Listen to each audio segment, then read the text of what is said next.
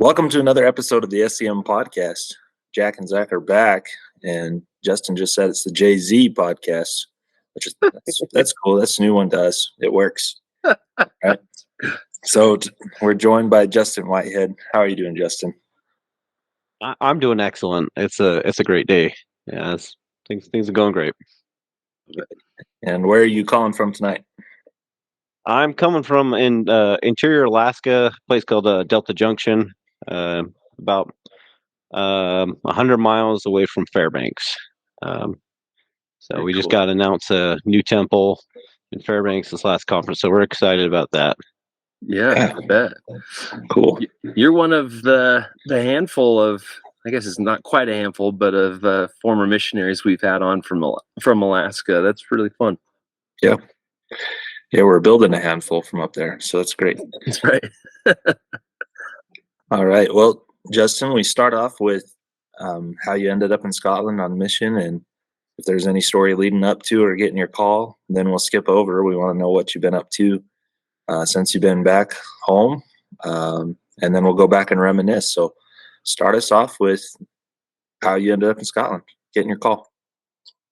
Well, I don't think it was anything too spectacular. I've always wanted to serve a mission. I grew up with a bunch of good friends, and just something I wanted to do. And I do remember though, people asking, "Where do you want to go?" And I did want to go to the UK. That was like part of my dream, but I knew if I said it, I wouldn't go. So I said, I want to go to Salt Lake City. So that way I can kind of jinx the system. Because if you say you don't want to go somewhere, that's where you're going to go. My brother did that. He said, I'll do anywhere but France. And they sent him to Montreal, Canada. And, you just can't say that. So I said Salt Lake. Occasionally I say Boise. And I feel like that's what got me into Scotland. That's so good. And yeah. What was the timing? What was the timing of getting your call? I think it was a while because like there was going through some like visa issues. So I think it took several months, like from the summer fall when I put in the paperwork to actually leave in like November-ish. Okay. November of what year? Oh yeah, sorry, 2007, November 2007 to November of 2029. Yeah. Okay, cool. All right. And where did you leave from? Where was home for you before the mission? I left from Eagle River, which is just right next to Anchorage down there in Alaska. So. Okay, cool. Great. All right. Well, let's go now. November 2009. What have you been up to since then? Yes. Well, it's been a great adventure. Got back, and then I started working construction. I paid for a semester of school, and that just took my bank account like basically down to zero. And so I went and talked to a guard recruiter. I'm like, well, maybe after college this might be something interested. And we only have there's a little National Guard recruiting station there, so I walked in there and he's like, we'll pay for your college. I'm like, what? I just lost all my money going to University of Anchorage, Alaska. So I was like, yeah, this sounds pretty good. And he heard that, I told him I was coming from a mission. He's like, well, we've got this chaplain assistant position in the Army. Would you be interested in that? That sounded great to me. So I did that, signed up, and then I wouldn't leave till August. And then I had convinced Andy to come up here to do seal coating driveways. And Cool. And I got my friends, and we're going to make, hand and fist and just be great, except for it was like the wettest summer on record in like Anchorage, Alaska. And so like if it rains, it just will wash everything right into the street. And so it was brutal. I felt so bad dragging Andy up there. I found him like on rainy days, he'd go work on my friend's cabin and to make a little extra money. But he caught the Alaska bug, and he's been up here since. Andy Harper. That's cool. Anyways, went to basic training. Came back. was kind of going off and on between school and construction, and during ROTC, I got offered a full-time job up here at Fort Greeley as the chaplain assistant, and I just gotten married. All the I think Edward Holland plays a lot in my looking back and all the stuff going on. Like before my mission, did a lot of his listened to a lot of his talks, and during it, and had a picture of Elder Holland throughout my mission next to my bedstand, because that's normal. And but he came up. I think one of his son was on the Alaska mission getting released, so he came up, and I just started dating my now wife, Brittany, and it was at that time that she felt like maybe I should marry this guy. So I feel like I owe him a lot. And Sounds like it. That's great. yeah, yeah. There's a few more stories. Anyways, married Brittany, and was going to school. Got offered this job to come up here as a chaplain assistant. So I took that full time, and it was it was a great job. I think it's the best in the Army. I would spend 1 week. I'd go to the post, garrison chaplain with the Protestant chaplain, help him out with the service, and I'd be able to go to my service here at a ward here in Delta Junction. And but it was just 3-year orders, and I then had a kid, another kid on the way, so I needed to feed them. And so the paralegal job became open in the Army, so in the unit here. So I took that and became the unit paralegal. And so I went from, everyone called me Judas after that, because I went from mercy to justice in the unit, kicking people out. But, and then, anyways, then I eventually came on missile crew here. We run the counter ICBMs. So if anyone's to send a nuke over here, we send our missiles out and blow it up in outer space. And did that. Went down to Colorado to the Springs there. Worked at Schriever for about a year. Cool. We really liked it there, but the Army wanted us to come back here, so came back here and went back on crew, and then was doing evaluations, and now I'm on paternity leave and growing a beard. So it's a good life. And I have four kids, all boys. So fun. We just don't like nice things happen, all boys. So that's just how we do it. And what ages are your boys? I have a 9-year-old, a 7-year-old, a 4-year-old, and a 3-month-old. And Nice. Fantastic. We're kind of hoping for a girl on the last one, but no, another boy.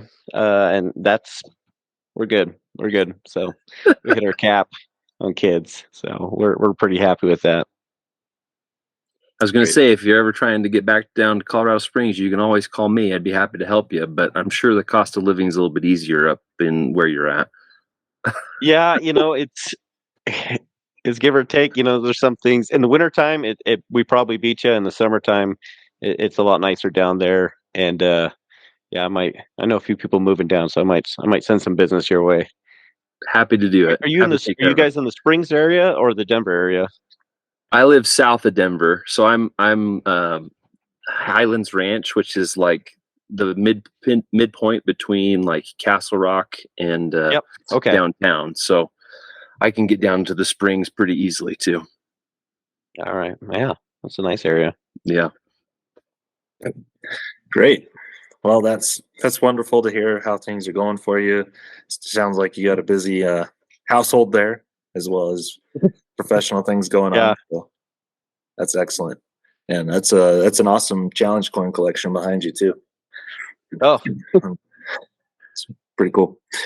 All right, well, take us back to November 2007, and you can start with the MTC. We'll just go through companions, areas. It's really whatever you want to talk about. Yeah. So I was lucky to serve in 4 areas, starting in Springboig, Aberdeen area, down to Dumfries, then up to Stirling, and then Glasgow, Shettleston, Tollcross area. And wow.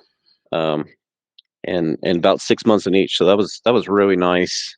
I really like that. That is cool. You've got 4 homes in Scotland, it sounds like. Yeah, yeah. And my companions were trained by Elder Payne, then Elder Clark, Elder Van Leuven, Elder Gustafson, Elder Harper, Elder Warby, Elder West, then Elder Shiflet, Elder Ozard, and then finish off with Elder Brownlow. So, and then going back to the MTC, that was such a great experience. I feel bad for people that had to go to the Provo one because it's like I get there and it's just like there's the pond where you eat and like the pastry chef and like there's just like I think we had a pretty big group, but it was like I think there was some Germans there, but it was just really great playing soccer, going to the temple, and it was definitely and also found I had a really good cohort that I went with to Scotland, and then also my companion there was great, Elder Boffman, and we'd like sing in the stairwell and have toast at night with Nutella. We thought that was pretty awesome, and so we even like they sent us like they let us go tracting, and we found like someone and taught them the first lesson. So like it really gave an unreasonable expectation for the rest of my mission, like of how easy things. Because like if every 35 minutes we find a new person and then a new person to teach, this is this shouldn't be too hard. And right. So little did I know. And so after that, we Elder Payne got shipped up to Scotland at the mission home there, and we were greeted by the zone leaders, and they did the shakedown, open up the suitcase, rip out the pink ties, and I had like almost every Elder Holland BYU talk on like an iPod, and they're like, "Oh no, this got to go." And so that got. I think they just allowed me to send that home, and I was like, "Oh, well, that was good to know." But, and that's all. Paying for the pink ties. When you get ripped out. But I was like, "All right," But I haven't didn't have that happen to me again until basic training. But so and it kind of it sets a pretty good tone for the rest of the S.E.M.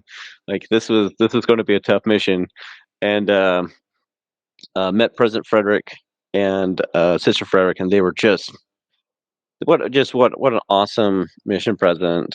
And I'll talk more about that later. But Elder Payne came, picked me up, and Elder Payne is like I think I was like the 5th or 4th person for him to train. He was just like a training machine. It was like everyone's daddy. And Elder Payne is like he's a very righteous missionary, and he was hardworking, very smart, and so we did a lot of work. I will say that, like looking back, it's like hard to tell like how much of it was my awkwardness versus my companions, but like I think we just socially didn't connect very well. So like there were some things what I thought funny. I don't know if it's the Canadian sense of humor or whatnot. What I thought funny, he did not, and what he thought funny, I did not. So like, but it was good. He was outstanding companion and trainer. And that was in what area? I'm sorry, that's in Aberdeen. Yeah, okay. Aberdeen, Springboig. Okay. And we had a little apartment off of King Street there next to the stadium that you could hear whenever they score a goal, and nice. All the profanity when England scores a goal. I remember working really hard with Elder Payne. One of the few example stories that I have was one, we were given a referral, like a media referral, which normally doesn't happen.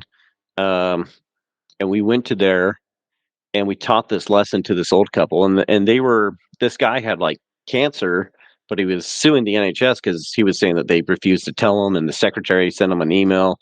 And anyway, he's got this whole long story, but we were able to teach a lesson. And we got done with the lesson, and as I like turned away, he like grabbed my arm, this elderly gentleman, and with like all the earnestness in his eyes, he just stares dead right at me like, I don't know what you've done to this place. You've done something to this place. Like there's something different. Like you've cleansed it. And I don't remember what I said back. I like to say, that was the spirit and whatnot, but it was pretty amazing to be there.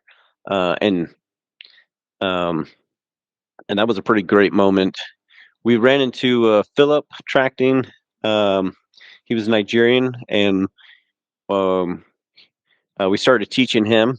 And about this time, there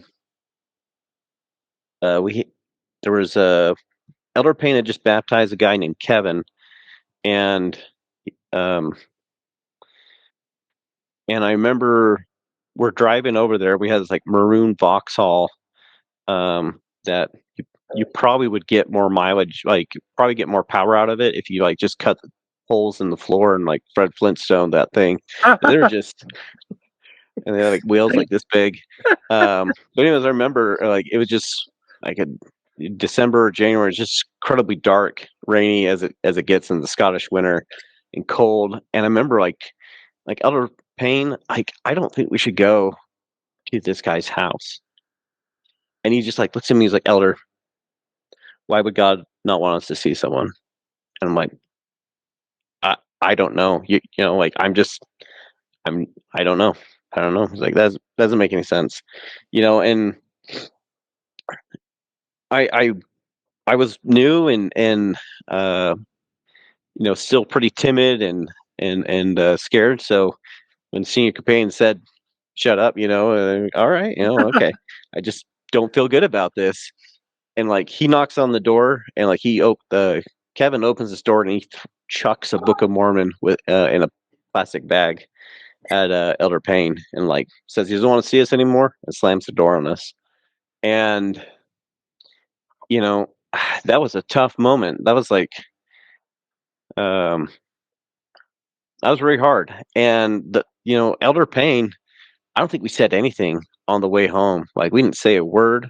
Like you could have played that soundtrack from Charlie Brown, like like it was just so sad. Like and oh man. And so I remember that, and and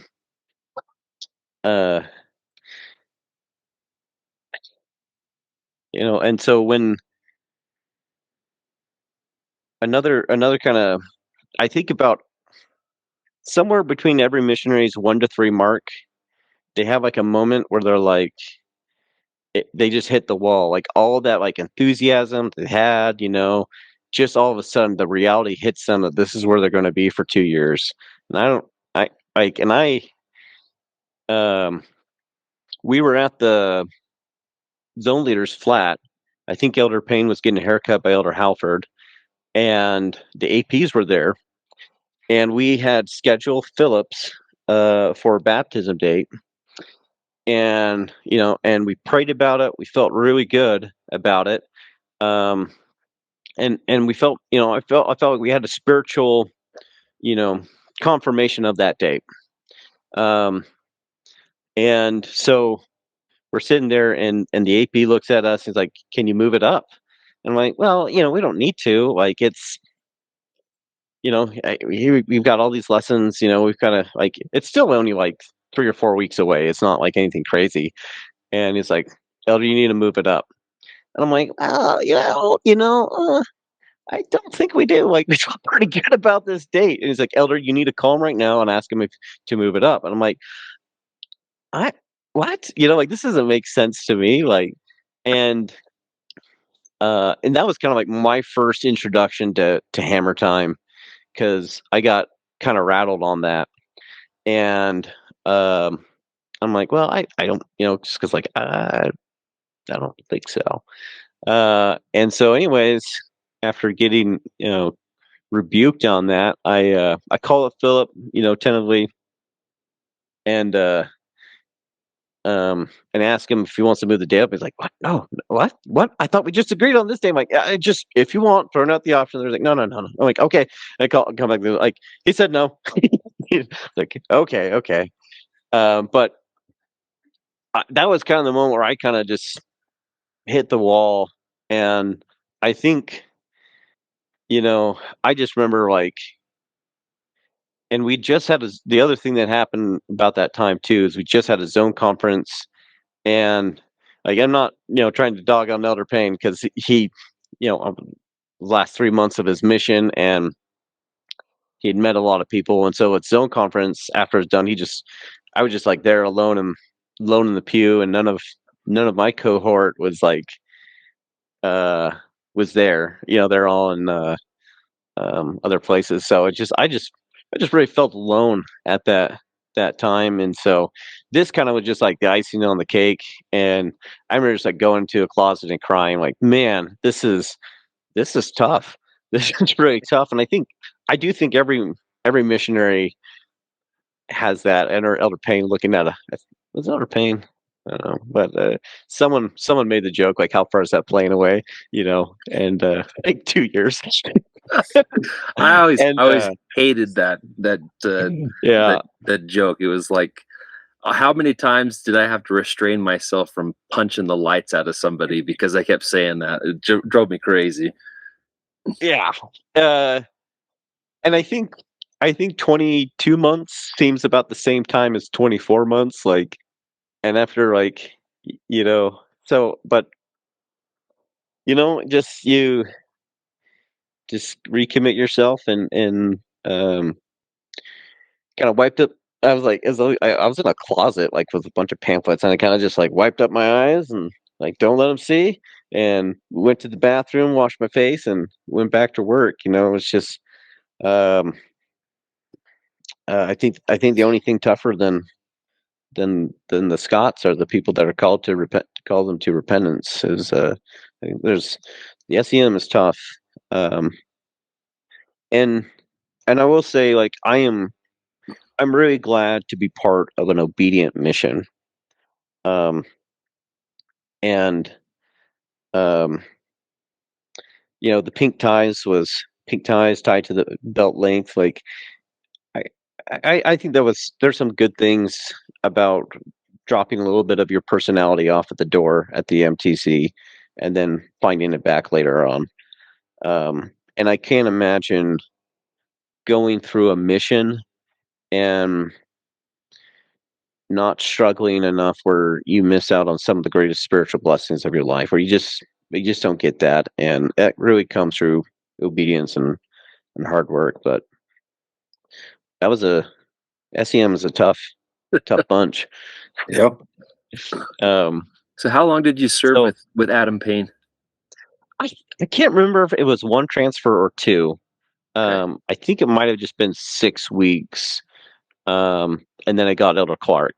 And Elder Clark was like very different. He's so talented.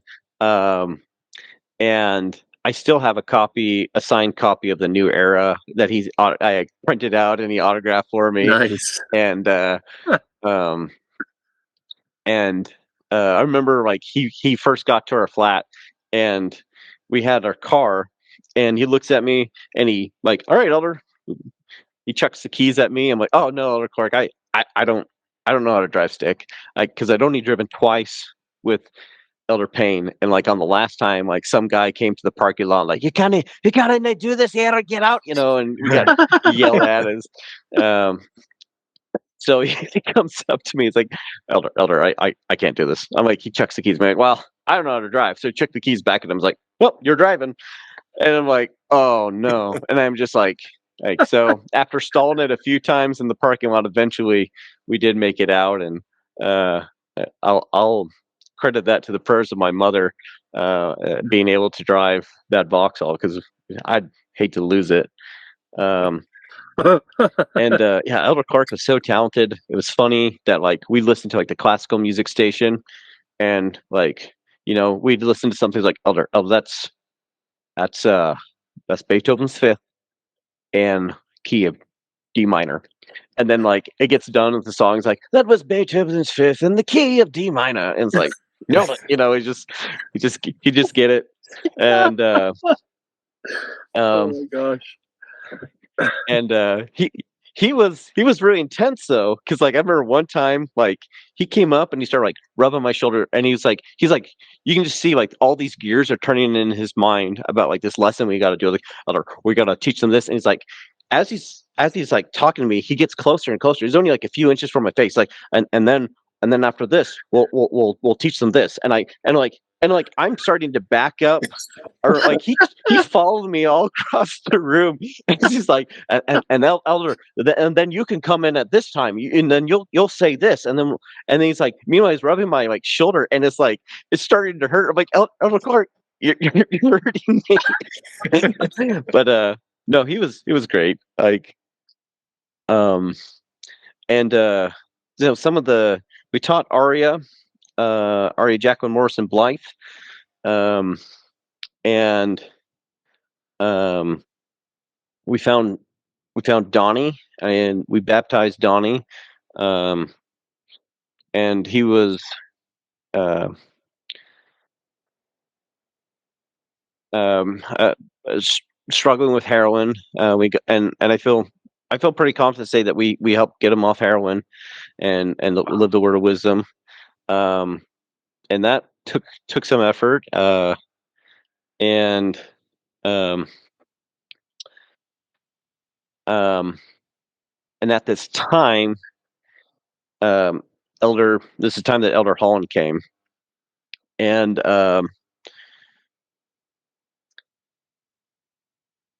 excuse me. That was one of the greatest experiences ever, having Elder Holland there. So a few things that also happened about this time. There was a family in the war that something had happened to their daughter, and so she said, "I'm not going to church anymore." And then the family said, "Well, if she's not going to the church, we're not going to the church anymore either." And so, um, um, and the funny thing about this family is actually the first family we had dinner appointment with. And I remember Elder Payne drives in, and he like looks at me. He's like, "Elder Whitehead, I just want to let you know that Chris has an addiction to coke." And I'm like, I'm thinking cocaine, and I'm like, oh my gosh, okay, yeah, these.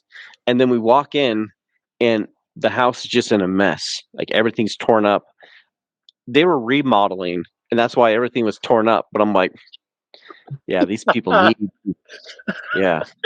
And it soon occurred to me, like, oh, it's not snorting coke, but drinking coke. Okay, yeah, I think we'll be okay.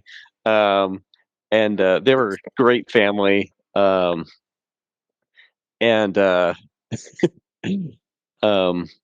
but something had happened, and to the daughter was no longer coming to church, and her friends had convinced her. I want to say, Frasers and like the Gilmores, had convinced her to come see Elder Holland. And that night when Elder Holland spoke, he gave just a wonderful um,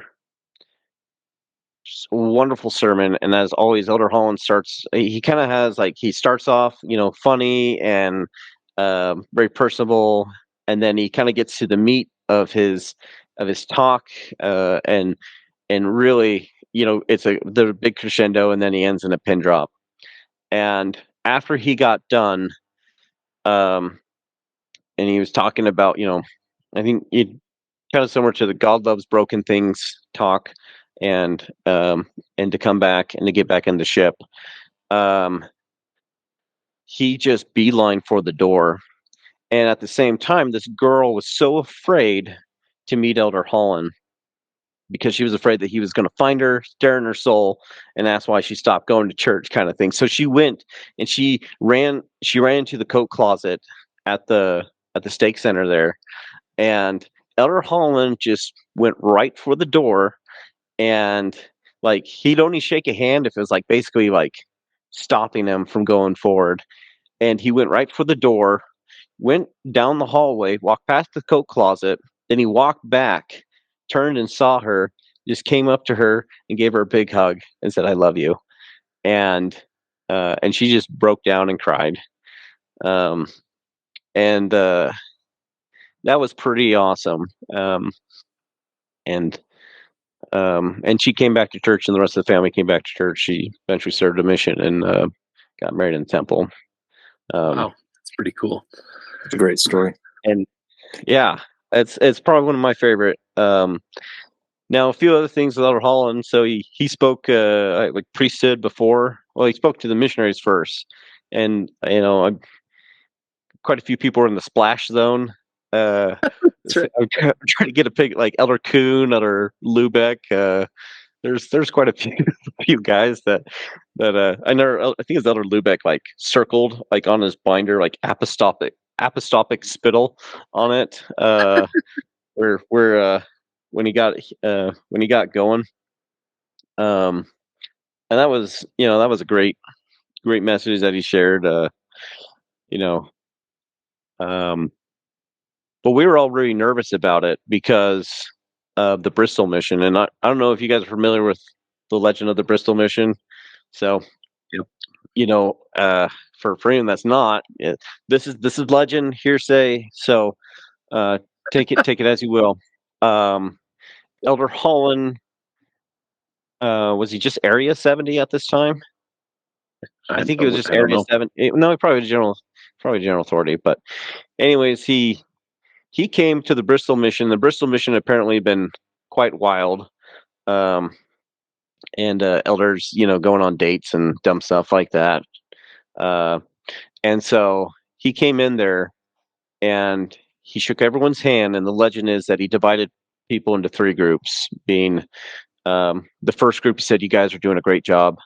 Second, says, "You guys need to repent, but you're, overall doing a good job." And then the third was, "You guys are going home." And he sent them home. And Danny Goodair, I think, was on that mission. And he said that Elder Holland said, "If this mission was a horse, I'd shoot it." And and the legend is he slammed his fist so hard down in the pulpit in the Bristol chapel there that there's still an indentation from his ring to this day. Whether this is true or not, I can only tell you what I've heard. But so we were a little bit apprehensive when Elder Holland came in, and he came in and he's like, I can tell as soon as I hit the double doors whether the mission is good, and this is a good, obedient mission. And he he warned us and exhorted us, and he loved us all at the same time, as only Elder Holland really can. I remember like, don't you dare grow a beard and have leather bracelets when you get home and hear him with the beard, but no leather bracelets. So I'm glad to report that. I should be shaving off here in a few days anyways. So, and so the spirit was so strong there. And he was just so nice. And I had a chance on the priesthood session at the stake there. I brought up my investigator Donnie. This is before he got baptized, and bringing him up to elder care first as Elder Holland's talking, and I said, Elder care, this is Donnie. He's looking at getting baptized. Like, elder care is just so brilliant. It's like the epitome of Scotland. Everything good in Scotland. And he's like, so he brings up Elder Holland, this is Donnie, this is Ronnie. And Elder Holland just grabs him by the head, and he's like, "Ronnie, you do whatever these elders tell you to do." And I'm like, "Oh, Elder Holland, his name is Donnie." He's like, "Oh, I apologize." And I was like, I just corrected the apostle. Like, I was just waiting for him to like turn and be like, "No, his new name is Ronnie." But he just apologized very nicely. And so then he starts headed towards the double door, hits the double door, and as he does, he stops. he turns around and he's like, and by the way, Donnie, I love you. Walks out the door. It's just a flippin' boss. Wow. He did not disappoint. And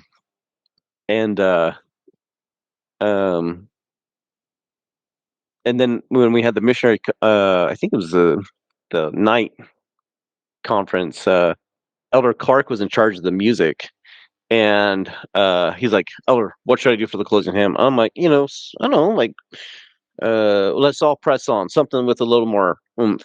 And we get done, and like Elder Holland, they're about ready, the congregation about to say, like, no, let's sing More Holiness Give Me. I was like, oh, corrected again, like I was should have known better.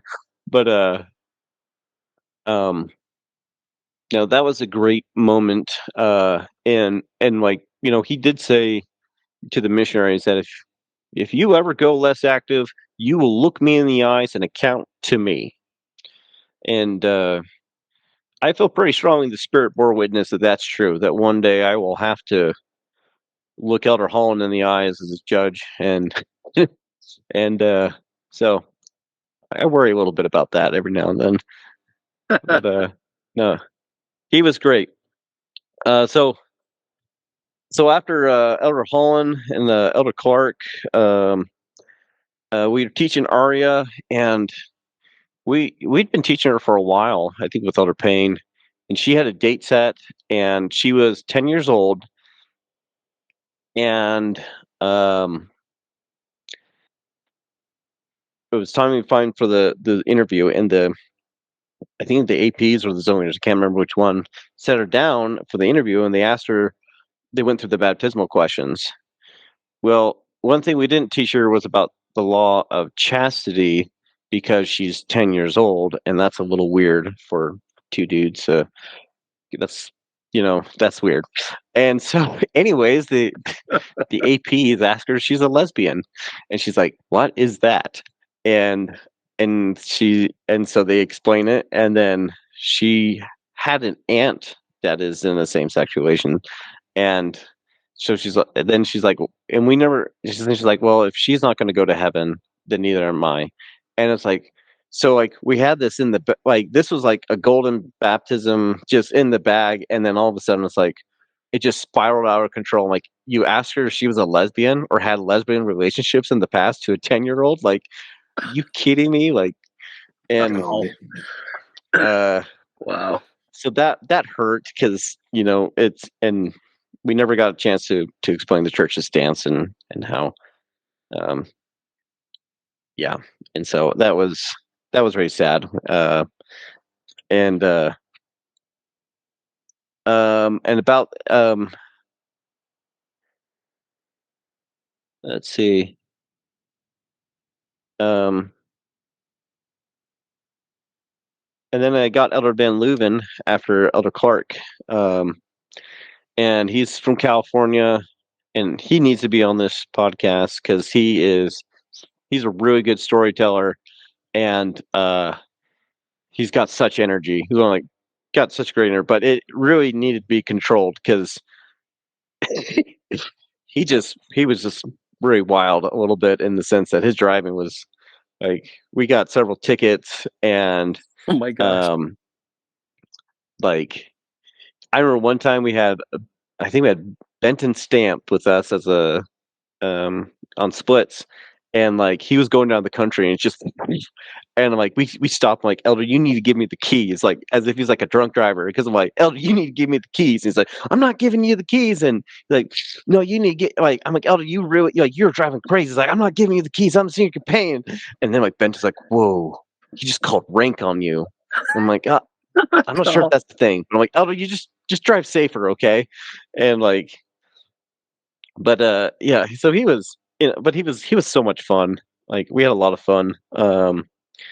We taught Gordon and baptized him, and he had a friend named Ricky, and then also the sister missionaries, I think Sister Cook in Sheffield and Sister Ott or Talbot, I can't remember at this time. we're all in Sunday school with Sister Sinclair teaching Sunday school, and Ricky had been in the Falkland War. Philip in Nigeria was like picked up for like some child soldier and was like fighting. He had to like go fight in like Chad, and then Ricky, who was in another like Philip's friend that was also there, he was in the first Gulf Iraq War, and like it like occurred to me that like just me and my companion and Sister Sinclair are the only people that haven't killed anyone in this room. Like it was a little bit like, oh man, Oh, wow. like where are we finding these people? So, but no, it's and then we had a lot of crazy things happen with other Van Leuven, and one of them was Donnie, the guy that we recently baptized. I was with Van Leuven, and we go to his house, and like he's not there, and like I think his sister was like, "Oh yeah, he's his friend, Steven." I think it was like Steven. He was like this really little mousy like crack baby. He was just like his own thing, and so he was just bad news. Like whenever I saw him, like, oh man, because we had cleaned up Donnie from cigarettes, from heroin, and drinking, and so we find him. He's like, yeah, they're just up there. So what had happened was his buddy had got him high, and then tried to get him to steal alcohol at the Morrisons up the street. So when we get there, like he's getting escorted at the Morrisons, and he's like just staggering around. And we're like, oh gosh, this is not good for our recent convert. Like this is not good. Oh no, like this is. And so like we're like, Donnie, come on, we're going to take you home. You only live like a block away. So we're starting to walk with Donnie, and then Donnie like just like goes like this, goes like limp, and so I'm picking him up. Another Van Leuven has him, and so we're like carrying him back to his apartment. And meanwhile, like this guy just like, oh, you want to fight? Yeah, you want to fight? What you doing? He's like circling around. It's like, go away, just go away. You're like, he's like, you can't tell me what to do. You can't tell me what to do. Are you a bastard? And it's like, and so like we like get to the apartment, and like we opened it, and then we like shut it real close, to not let this other guy in, and then so we're like, at this time so we're dragging him into his apartment, and then all of a sudden we hear this big crash, and he kicked down the back door, and he had a rock in his hand, like about this size, and I'm dragging him into his room, and he's like, "Oh, bother you!" And like Van Leuven like rolls up, he's like, bring it on, you make my day." Like he's like, "Come on!" And I'm like, and I have Donnie on the couch, and he's like, he stops breathing, and I'm like, he's not breathing, and I'm like, he's like, "Oh, bother you!" And like he's got the rock like this, and Van Leuven's like this, and it's like, "I just want my jumper," and like we all just stop, and we're like, "What?" "I want my jumper. It's in this house." Oh, okay. All right, well, I can go get the jumper. And meanwhile, and then like Donnie's like, he does like one of these, like, as if he just got a shot of Narcan. And I'm like, just going on. And so anyways, yeah, that was an eventful day. I did not tell my mother about that one. Good call. And like, yeah, Donnie had a friend named Barry, and Barry got a little drunk and high one night and tried to convince Van Leuven that he was Barnabas from the Bible. And oh my God. we're like, no, man, you're not Barnabas. He's like, no, my name's Barry. His name is Barry. Like I was just walking and I saw the Asda. I was like, Duh. I'm like, Barry, no. And we even taught Barry. And Barry lives with some rats, not like in his cages, but just kind of like, like free range chickens. These are like free range rats. Nice. And so, of course, and who do we bring? We brought over Brother King. who lives in the nicest house in all of Aberdeen. And like he's just like sitting there on his couch, and these rats just roaming around, and there's rat poop everywhere. And he's like, and like Barry would just like write weird stuff on the wall, as people with heroin love to do. Oh my Right. word! Unleashes their artistic side, and he's like, elders, go to my house. And so we went to Brother King's house for the lesson that night, and he showed us the hidden passages in his house where they used to hide from the Catholic priests during the Jacobite rebellions. And Wow. yeah, Brother King was great. But yeah, I think we've been working around heroin addicts for a little too long at that point, because we're like, yeah, there's like rats running around. I'm like, oh, this is fine, Oh my god. It's just there's another time too. We there's this guy that we tracked into, and he was going to come to church, but he didn't. And so we knock on the door. I'm like, hey, we had a ride for you. Are you all right? And like, he's like, oh, hi, elders. Oh, I'm so sorry. Oh, come on in. And like, we come in, and there's a burnt spoon, Oh my some gosh. baggies, and some citric acid, and some needles right there. And like, we sit down, and then I'm like, this may be a bad time. And he had this dog, is named Roscoe. And like, I look down, and like, it's licking my foot, and I look down, it's actually there's a heroin needle full of heroin, and this dog is licking it, and he's like, oh. And I'm like, I lift up my foot, I'm like, what? And it's like, oh, Roscoe, oh no, shite, oh, elders, sorry, oh gosh, oh, my bad.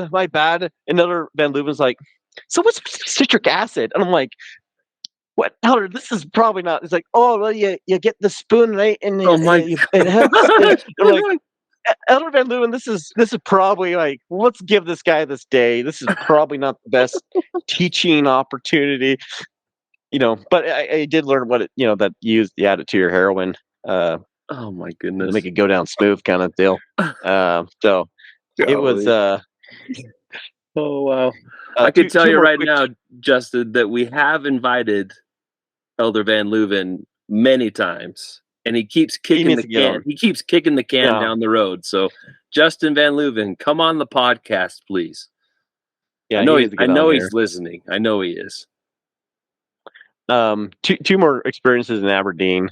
So one was we're walking down, and this is like Frog Hall, and we're walking down, and all of a sudden, like about 3 or 4 stories up, we hear this, "Come, brethren, teach me the word of God."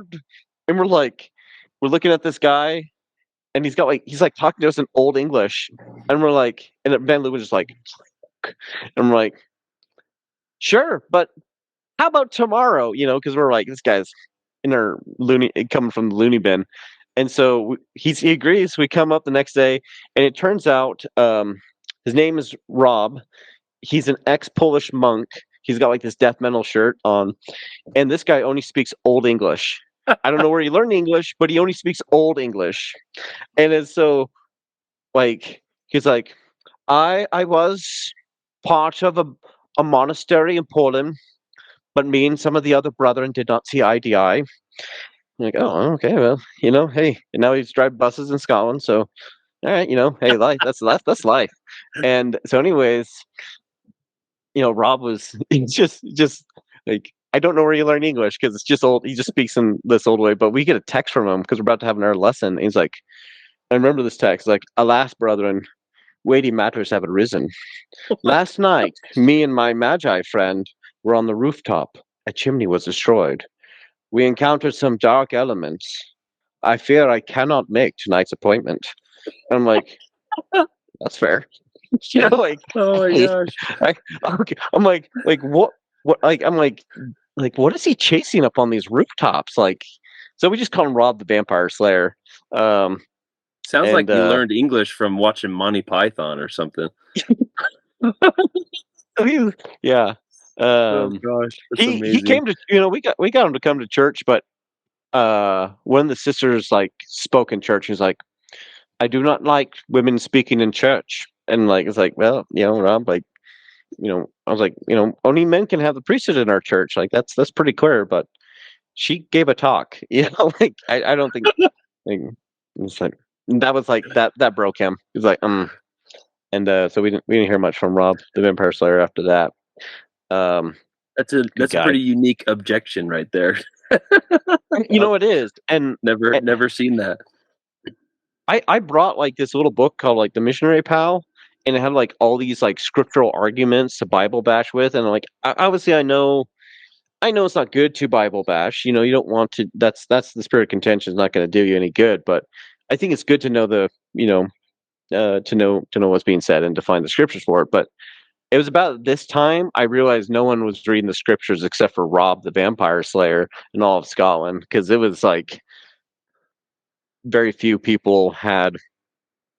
Yeah, and about the same time, like I was asking people, like, "Hey," one of the questions when we were street contacting was, "What do you think the purpose of life is?"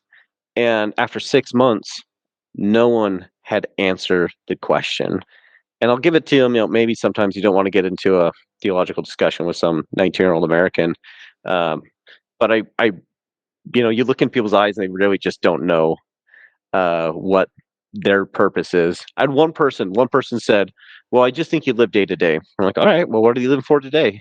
It's like, "I don't know." Like, all right, well, maybe you should figure this one out. Like he'll try again tomorrow. One to know. Another. I don't know if anyone's ever talked about the Highlander in Aberdeen as far as unique people. There's this guy that would wear like full on Scottish garb, but it was like medieval Scottish garb, and he had like a ponytail, like half his head was shaved and a ponytail, and he carried like this old satchel around like this everywhere he went, and like he was just always walking the streets, and like the rumor was that he had like a harem somewhere and like started his own like weird satanic cult or something like that. We just call him the Highlander, but that was always a sight. Like every now and then, like, "Hey, the Highlander, got him." Now I'm thinking about it. Driving around Aberdeen, I think I've seen said person at some point in time. Yeah, he just kind of pop up every now and then. Don't know. He was all over the place. Yeah. And then another funny story. We were in Prague Hall again, and we had like his name was like Arthur Stone, and we went there, his house, and we knocked on the door, and oddly enough, like this guy let us in, and we get there, and there's this girl with like like in her teens, and she's got like iodine, and she's like dabbing it on her leg, and I'm like, "Oh, what happened?" And she's like, "I got stabbed." I'm like, "What?" It's like, "I got stabbed." I'm like, "What? When? How?" Like, it's like, Jimmy wanted my fish and chips. I'm like, "You got stabbed over fish and chips?" It's like, "Yeah, but I didn't give it to him, none." I'm like, "You what? Like what? You just getting stabbed over fish and chips?" Like that was the real, and she's just like pouring iodine on it. I'm like, "Yeah, okay, yeah, I pour some disinfectant bleach on that too," because I think eventually the other elders taught her. And but yeah, that was an interesting moment. Coming from Eagle River, which is in pretty, I've never seen drugs until my mission, nor got offered as much drug as I did on my mission for some weird reason. So it's just weird. Oh goodness. And I do want to say that like just the members there, like we asked so much of the members there. They're so awesome. We worked a lot with like the Gilmores and Sister Mead and the Williams, and there was a lot of people there. I know I'm not going to name them all, but I look here to the like being stateside. Like I might see the missionaries like once a month, even in our Smartville ward, and feed them once a month. But like, there's so many members that like feed them every week, the same day. and they're always out. I think other people there's always out tracting or going out with the missionaries. Like they really do a great job. Um, Yeah. There in Scotland, and but anyways, next area got moved to Dumfries, and that was Elder Gustafson, and he like he he baptized like 20 people on his mission, and a lot were here in Dumfries, and so but he was uh he was getting kind of he was getting kind of tired towards the end of his mission, but he was super funny, really nice guy, and being in Dumfries was it was a really beautiful area, um and then so I shipped him out, and then Elder Harper came in, and Elder Harper was super shy. I remember like the first lesson, like we'll bring him to Kate Corbett, and we're talking about prayer. This is when the famous like it's just a simple lesson on prayer. Just you can't go wrong, right? And it's like I don't even believe that, Elder. That black pig, like I prayed that that black pig would plane would crash in the ocean. And Elder Harper too, he was so reserved that like during the lesson I'm like, I'd do my part like and prayer, and then I like turn to Elder Harper and he'd be like, yep, and he like just kind of nod his head, and how do we pray, and so he was really a little bit shell shock, I think, but we worked really hard in that area, and um it it was tough, like um it was I Elder Gustin did a great job. He kind of baptized everyone, by the time we got there. It seemed like and so we taught a lot of the recent converts just lessons, but we just had a lot of people fall through. And at first, it seemed like the new leaders were pretty nice, but then they kind of turned around, and we were working really hard. But I remember I wrote in my journal. Um, uh, let's see. I had it all marked out here, but yeah, we were getting kind of beat up. Um, and um, and the sad thing is, like, I thought we were working really, really hard. Um, and one of the people we met there was Yvonne, and Elder Harper to share the story of her. She was I kind of feel like, to put into context. So Yvonne's from Bedfordshire, and she's like, the first day I meet her, she's like, "And I just had hip surgery." And like, "Oh," and she sounds just like that. Like some people exaggerate a little bit, but that's it. And great lady, great lady. She's like, "And what, Ed? Try moving around without your hip. Come on, try it." And I'm like, "You want me to move without my any hip motion?" Like,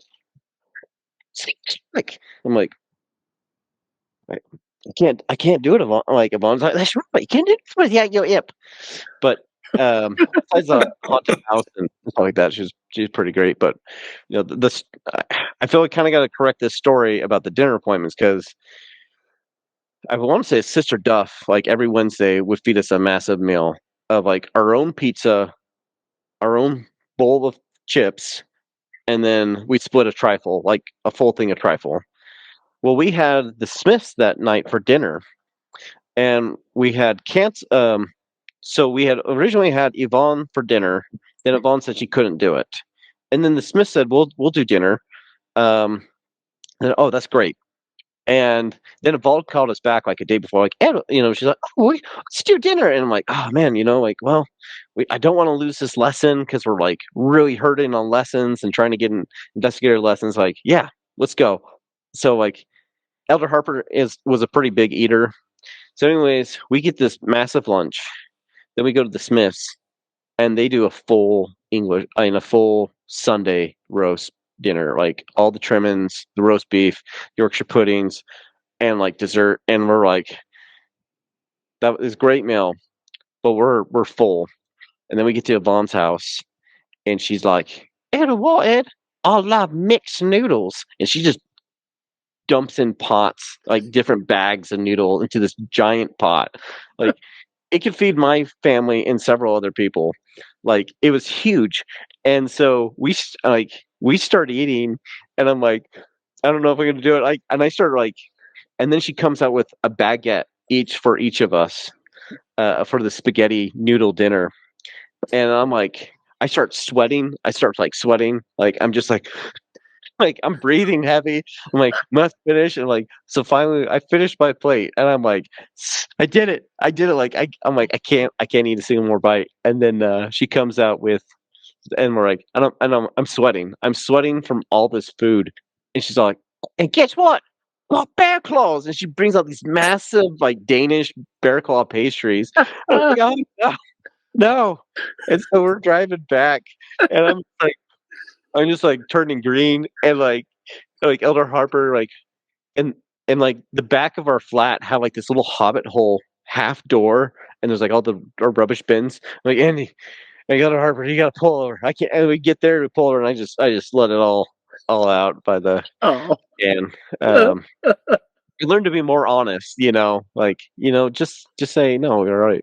Oh, that's great. Like, I think some of the mission kind of got like that fake niceness out of me after experiences like that, where like, just tell people nicely and politely about some of the issues. You don't have to just bear it all the time. Oh man. But it was I love that area, but we're starting to get beat up. But like we had just a lot of good, like, what crazy. There's Flash and Duncan, and he's been talked about a lot.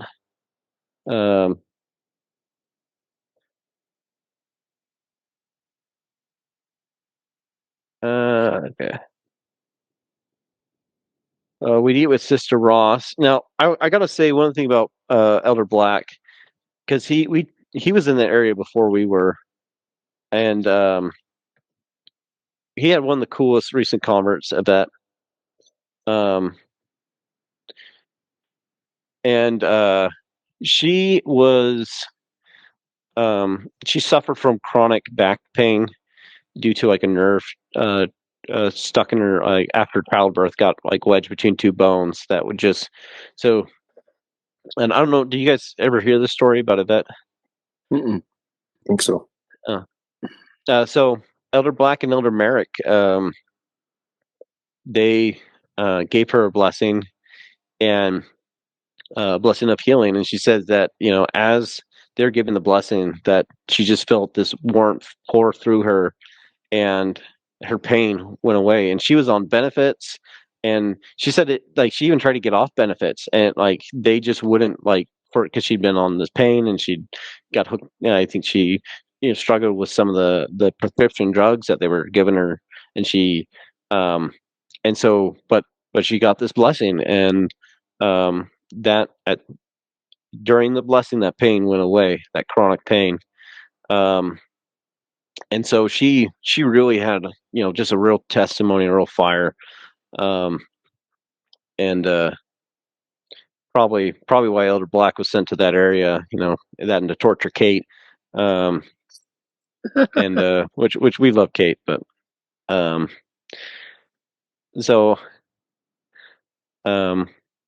even though we're working hard, and as like we're told to teach like member missionary work, and that was very difficult in Dumfries because it's such a big area, and the members are so spread out. So it would take about 45 minutes to drive to an appointment, and so it's like, well, do you want us to teach the members, or you just want to go tracting in the same area again and again and again?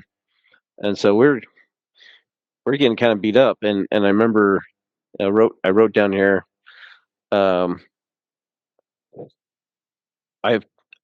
It's P-Day and we are struggling. I have turned the greatest area in Scotland to a dead zone.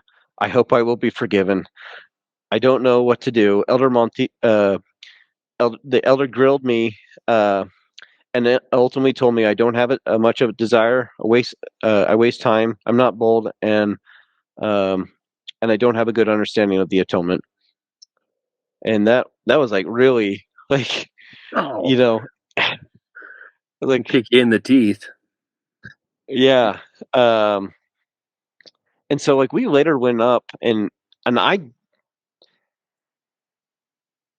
don't remember much about when we drove up and see the zone leaders because they were going to give us a whopping too. And I just remember I picked up preached my gospel and I threw it at the table and like because they were going on. We did have like someone like we had someone earlier that was scheduled for baptism that they wanted to bring up the date because whenever we had a date set for baptism, they always wanted to bring it up, and it was just really weird. And they're like, and they always went on about the doctrine of urgency, urgency, urgency, and it's like they're like, you don't need three times at church. You can just baptize them then and there, and there's some truth to that. Like if someone's ready to get baptized, then yeah. Um, but those are kind of the exceptions to the rule. And um, I have found working with motivated young men, you give them an inch and they take it a mile. And the same thing, like missions tend to either fare either very strict letter of the law or by the spirit of the law. And there's kind of consequences and byproducts of both of that. And the Glasgow Hammer was on one side of that. And then, some other missions, they're just like, they're like, what did you guys do today? Like, oh, we just cleaned the apartment and, we just did this and that. And it's like, oh, that's not missionary work. I'm sorry to say, but, um, but, um, so I think during that discussion with them, I through preach my gospel, because about this time I was kind of, I was no longer. I also found out too that that guy that like grabbed my arm, that the missionaries had battered him for to move up his baptism date because he had a date for baptism, but they wanted to move it up, and they battered him about that. They didn't feel that they dropped the missionaries and they didn't get baptized. Um, Yeah. and so um, I was I was kind of done with this, and so I threw preached my gospel on the table and said, if you can find the word urgency for me in here, then I'd appreciate it. This doctrine of urgency, and um, all I see is that people need to have faith and repent before baptism, and that's not happening because even Gordon was another one that like most likely hadn't quit smoking, and he said he quit smoking, but I think we kind of knew that he didn't. Um, and his roommate told us, as such. And so it was like, well, why are we trying to baptize people that haven't repented? That's silly. That's contrary to the gospel. Um, and they were like, well, they can. And so it's kind of the pure motivation. Um, that well, if you just push it off, then they won't get baptized. It's like, well, that's have a little faith. um, so I don't remember, and Andy shared that. I don't remember very much of that, but um, I'm grateful for the mission to kind of help me develop that character where I could stand on a principle on my own. And said I feel like if I hadn't gone to Scotland, I'd be still a nice guy, but um I would let things happen in the sake of niceness. And and I think in Scotland I kind of learned kind of, to stand up for you can still be nice, but you still need to stand up for what's right.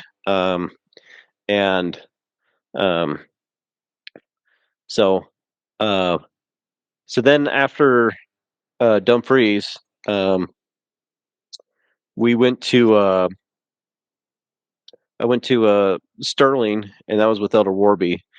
Um and we were whitewashing that area, and that was just one of the greatest experiences of my life. We were living. We had a flat on the high street, right next to Stirling Castle, and um, it's beautiful there. The only problem was with it being on the high street, two things would happen. So there's a karaoke bar. Like anytime the door would open at night, it would just be blaring music. And I swear the only song I ever heard was Sweet Caroline. So like it'd be dead quiet in our flat, and then this thing opens up, and then it closes. Yeah, it's not, like every time someone comes in and out, and then that night when we're just watching people fight. But the worst thing was the high street was pretty flat, except for our apartment, which had a printing shop next to it, had like an alcove that was about 6 feet in, and then came to our door and had two other doors on the side. But because of that, being so close to all these pubs, it's the only, and they shut down the other bathrooms because people were shooting heroin in there. It was the only place that people could pee. Oh, so man. every morning we had to do what was called the leap of faith. And because almost, I would say about 50% of the time, there was this puddle there. Rain or not, there was a yellow puddle right in front of our and so like sometimes it'd be like you just like like, all right, you get done with your study and like, all right, we're all gonna take on the world, take this thing, and you step out and it's like, you just step in this puddle of pee. And so every morning we'd like open it up and we just like make this jump, and we call it the leap of faith every morning. Meaning our Warby. And we worked really hard. And we also had elder care in that area, and that was amazing. And I, there's what a good man. I think I remember like Elder Holland encouraged him to run for MP there in the UK, and he did actually win the MP. And I think now he's part of the Scottish Member of Parliament. Yep.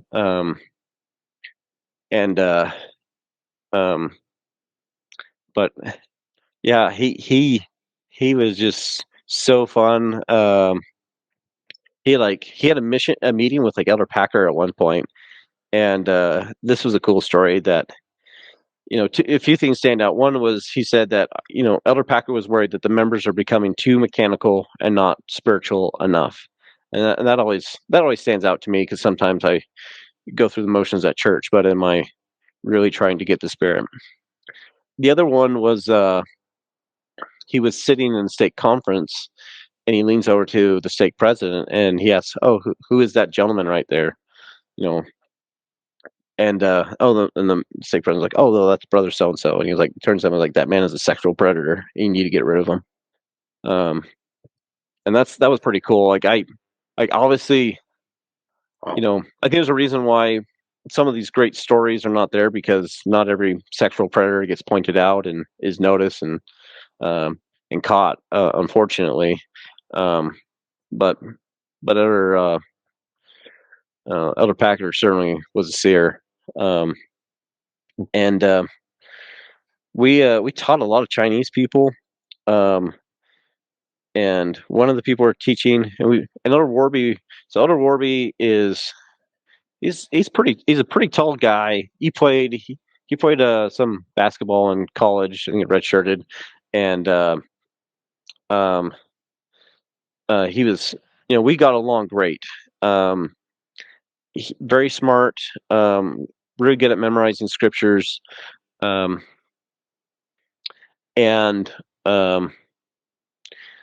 and with my last name being Whitehead and with his name being Warby, those were just not names that Chinese people could really pronounce very easily. So it's always like White Wooby. It's called us White and Wooby. And there's one point where we were working really hard, but once again it was that winter time, and like this area we had like made all these cards for this, like to see these less actives in this area, and we get there to the address and it's just been bulldozed. And so like we had traveled and I was on like my second umbrella that week, that like the wind had just come and just like snapped it in half, and so we were just completely like drained. And of course we're getting beat up too. We had we had someone scheduled for baptism, but they were Chinese and their family said no. And we had someone else scheduled for baptism, but he went away on a vacation and we just never heard from him. So we're just kind of like, I remember just asking, like, Heavenly Father, isn't this your church? Isn't this what you want us to do? Why are you making it so hard? Like, why don't you help us out a little bit? And um, and I feel like I got a little humble rebuking from that, and to be patient. Um, but we were pretty, and the leadership once again was not being the most helpful with us as far as building us up. It just kind of hammer us down all the time, and um, so everything that could go wrong did go wrong that week, and we were just like we went in for lunch, and about the same time too, like it had gotten really cold, so like we found out we had these old space heaters on the windows of our apartment. And Elder Myers, who's the church office elder, senior couple, we get this call from him, like, "Elders, what are you doing?" We're like, what do you mean? We're just we're sitting down for lunch, and we're sitting. He's like, "Elders, we just paid your electric bill. It's £850. Like that is the highest of all the missions in Europe." And we're like, oh, and like we go like, might be these electric heaters that we turned on. Like, we'll turn them off. Like, so we'd gone back to a colder apartment again, and which man. actually, come to think of it, that's probably the highest like that's probably the highest in all of the world at the time. We probably beat that record for the highest electric bill of any mission. Like, we pretty much like could have ran a crypto farm in there for less money. But so we're just destroyed, and me and Warby got along really good, and we had a lot of fun, but like everything just was going bad, and um so we're in the kitchen, and all of a sudden we had this little like red radio in the other room, and Elder Care gave us the 2000, I got them right here, the 2008 New Mission President Seminar CDs. It's like, it's like, "Elder, you want these?" Like, yeah, heck yeah, we'll take it. We're hungry missionaries. And so we would, occasionally listen to it during at lunch or at dinner. And anyway, so um, we had the Elder Holland one in there, and all of a sudden, this radio on the other room turns on, and I'm like, "Elder Warby, or did you turn on the radio?" We're just like at the dinner table. And he's like, "No, I didn't turn on." "Did you?" I'm like, "No, I didn't turn it on." And we walk into our bedroom, and it skips to Elder Holland, and then the radio, it does it all by itself, and then the radio, um, in Elder Holland's voice tells quotes DNC like 121 to us, or 88, and this is Elder Holland speaking to the mission presidents, and kind of the similar things that he told us, don't give up, and um, and this radio then, just as if Elder Holland was speaking to us, gives us this message to not give up and to work hard, and it finally like ends on just like repeating, like, "Don't give up, don't give up, don't give up." And so we like, and it just like and like, we really felt, I really felt that, that's probably one of the closest things to being in the presence of being on the other side of the veil. Outside of when my kids are born, I knew that someone was there in their flat that day with us, to give us a message, and we knelt down, we prayed, and then we got out of that flat, and we later, after asking if there's anyone in the city that we can baptize, we baptized Ken, who is literally right above us in our apartment. He's one apartment above us, and Wow. and we baptized him, and then we also baptized Matthew Smith, um, and that was that period was probably one of the toughest and also one of the greatest parts of my mission. And it's sometimes like, if would I do my mission over again? And I'm like, yeah, I don't know, but I would, for those months as Elder Warby, I totally would. If I could Groundhog's Day that time, even though it was the toughest time. Um, and following that, um,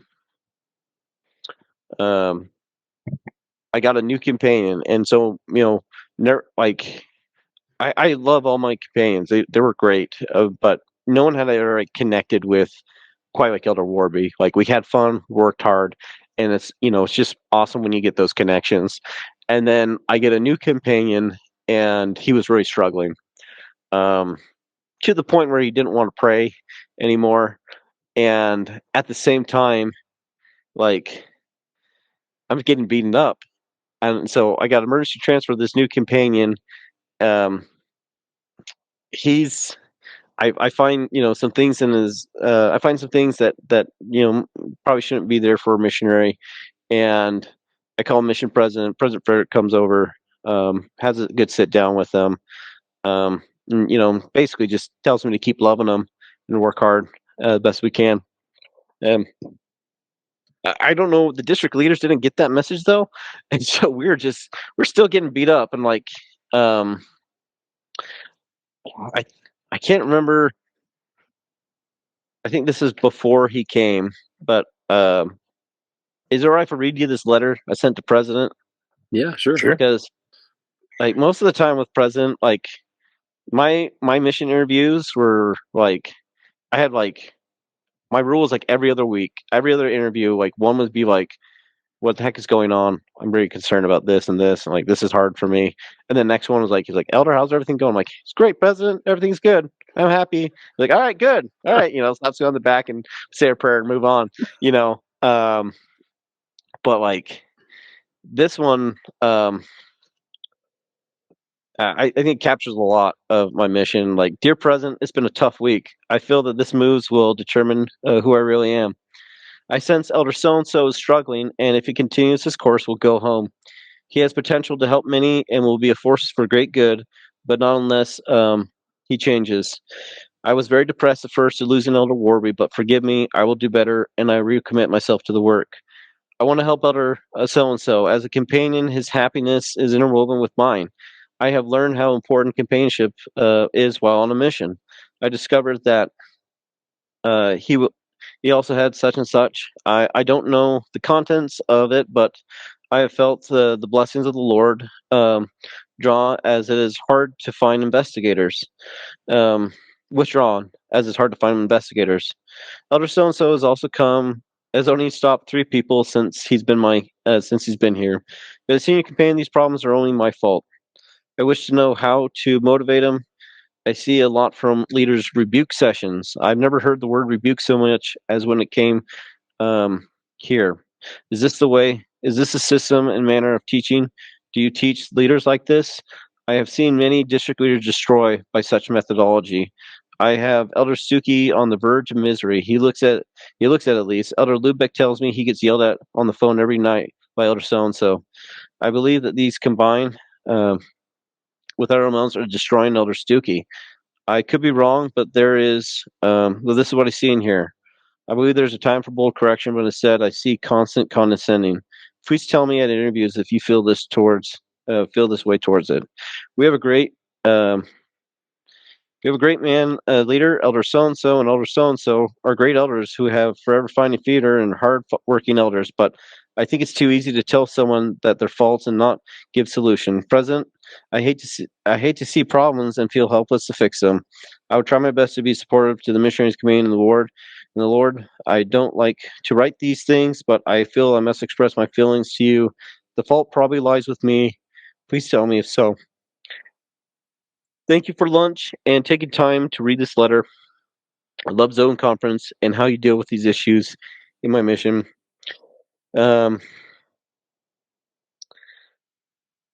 Without being accused of aspiring, you are a great example of mercy and great leader. I can feel the love that you have for me and will forever impact my life. Thank you, Love Better Whitehead. I don't remember quite the response he gave me, but I know that in the next section of my journal is that President Frederick is an inspired leader, and that the next district meeting, the district leaders talked about how they were going to stop micromanaging us, and that they were going to give us a little bit of faith and not have us call in so much. Oh wow! It's about time. And one of the things I loved about President Pregley is I always felt listened to.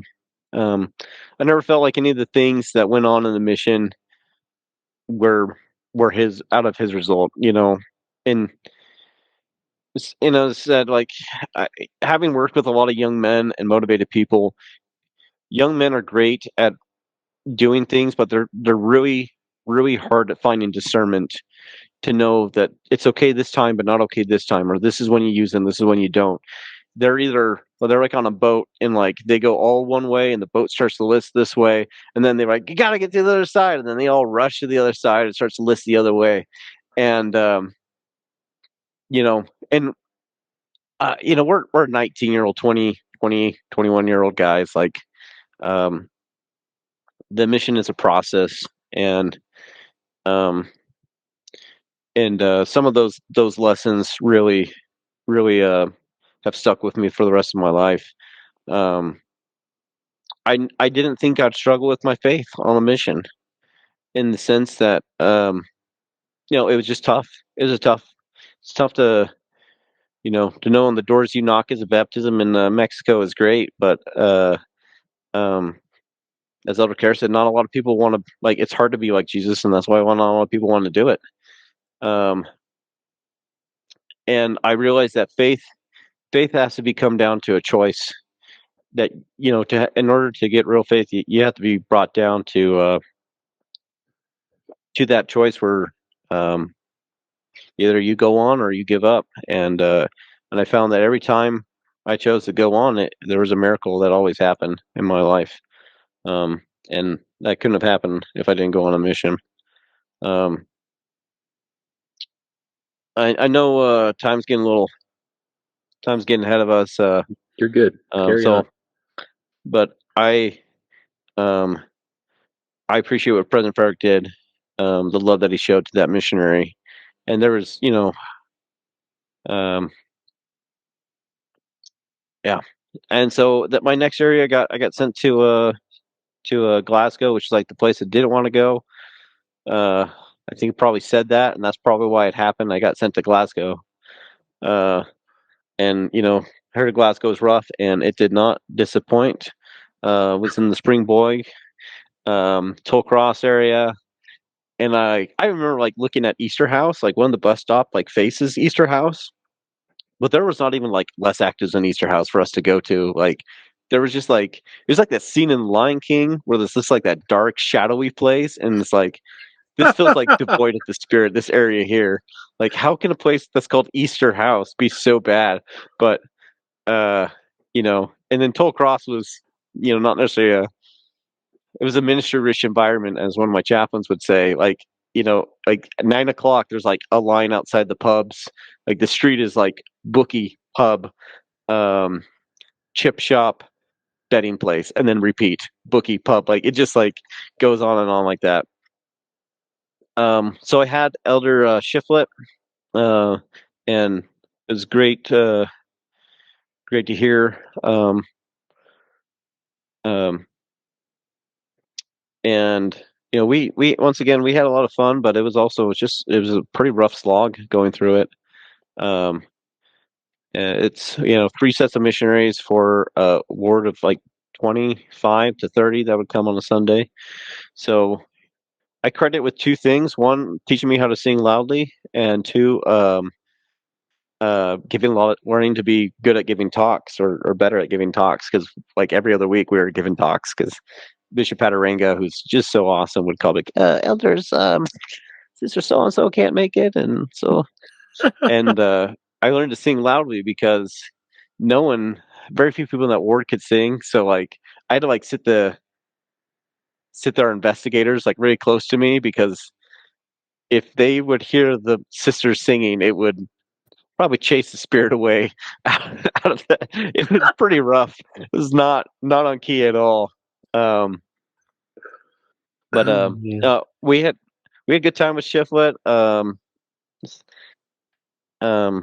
And he he has he had a real energy and just enthusiasm for the work.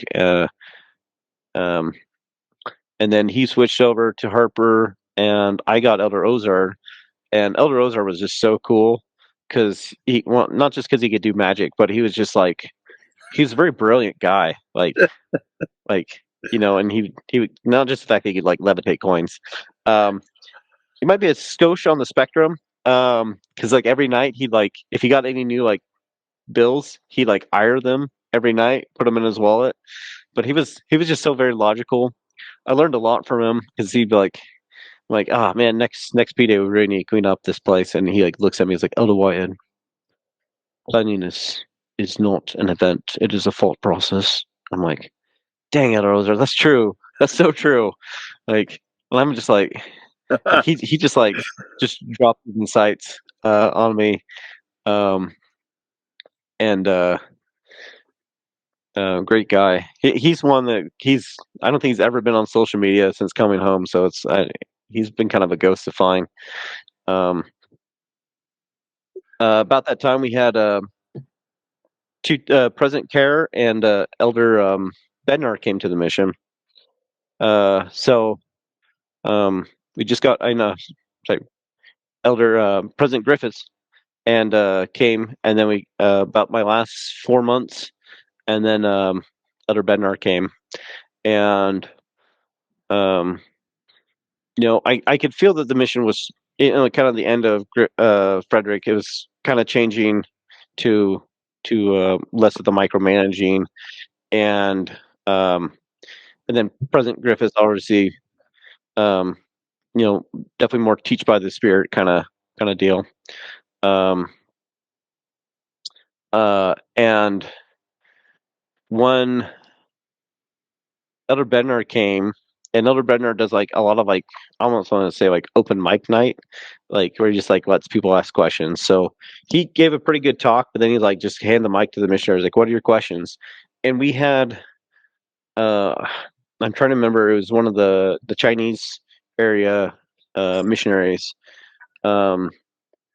He talked about like phoning in all the time and like all these kind of and numbers and stuff like this, and like Edward Bednar got like this weird look on his face. He's like, one thing we need to make sure is we have a lot of businessmen that come into the church, and they have a lot of good business practices, but don't confuse that with the gospel of Jesus Christ.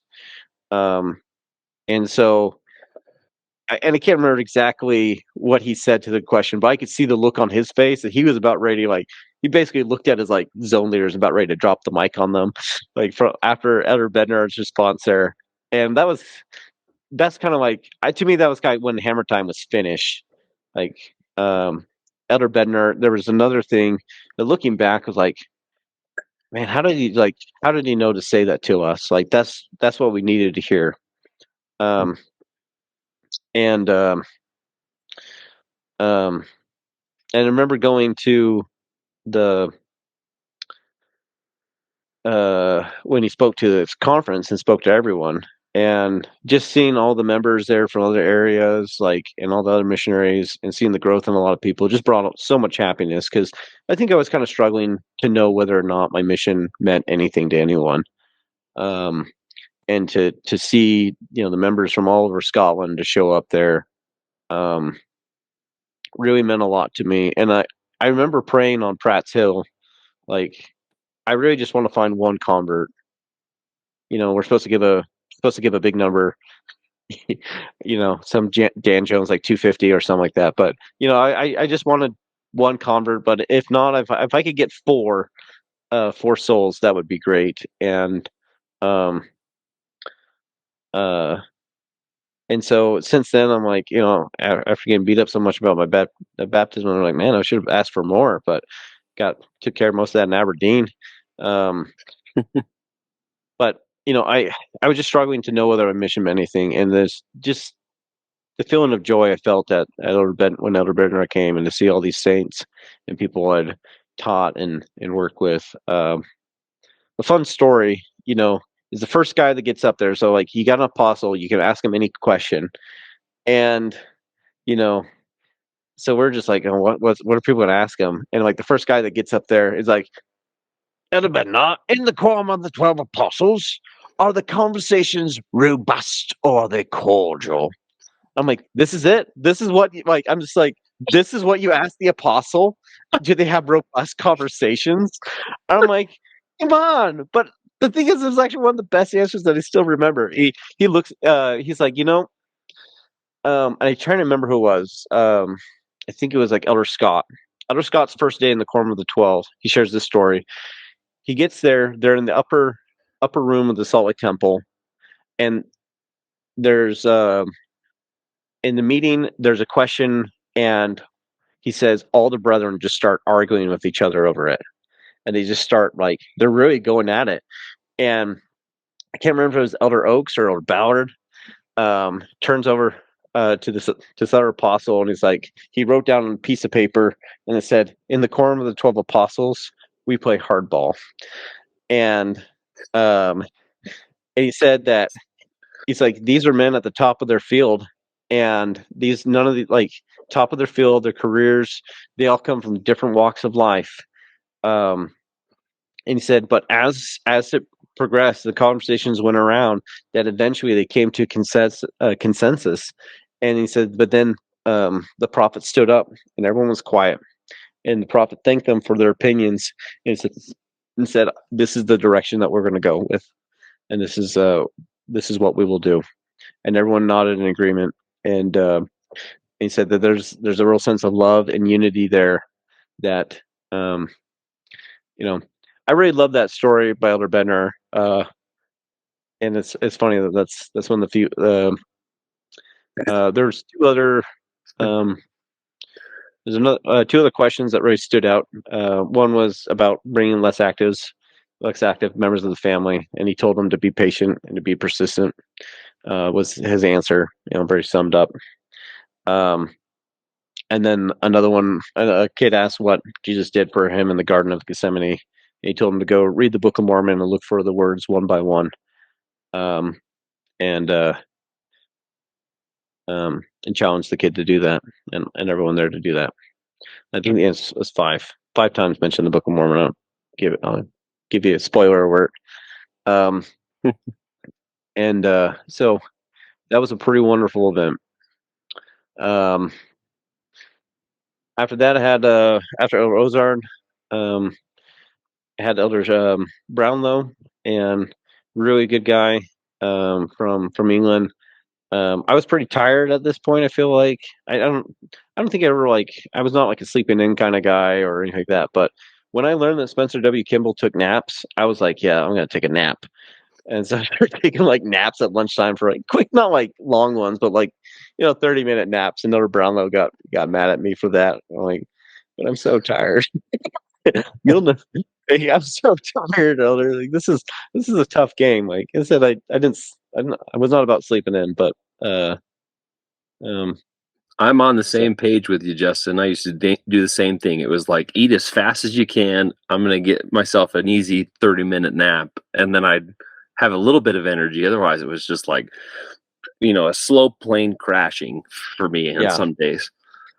And yeah, there's a you hit that sausage roll sugar crush, and there's no amount of iron brew that'll bring it back up. Jeez. Oh gosh. There's I feel like there's so much more I want to talk about, but I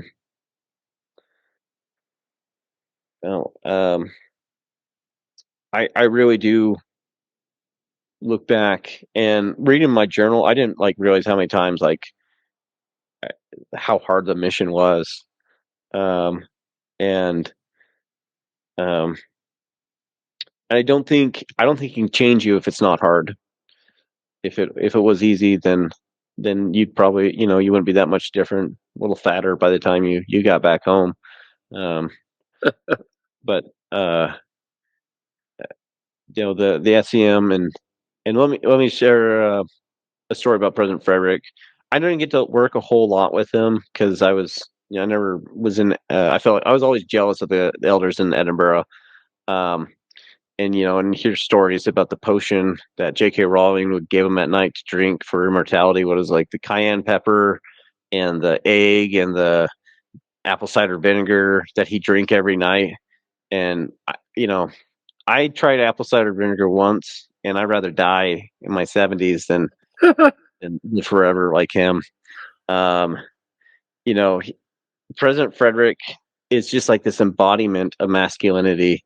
He is this. He just radiates this presence of wisdom, of love and kindness, and all my interviews, like my interaction with them, were just great. Um, I had one time I had like a sleep paralysis, and I brought that up like, what is this? Like, are these demonic? Like, what is this? And he's like, Elder, I don't know, but I will give you a blessing. And he gave me a blessing for discernment and to not have these, and I haven't had them since. Wow. And they're terrifying. But I always felt listened to. And I remember one time I was kind of complaining about a companion not wanting to do a lot of work and stuff like that, and you know, and he just looked at me. He's like, "Elder, we're just so glad that he made it this far on the mission."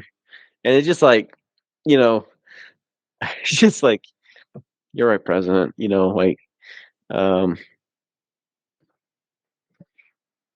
he just had the to know when to have that boldness and also when to have that kindness. And I see that in Elder Holland. I see that in President Frederick. That sometimes when people are getting a little self-righteous, they'll come down and humble them. But other times when they need that help, like that's when they'll come and just give them that big hug and just say, "I love you."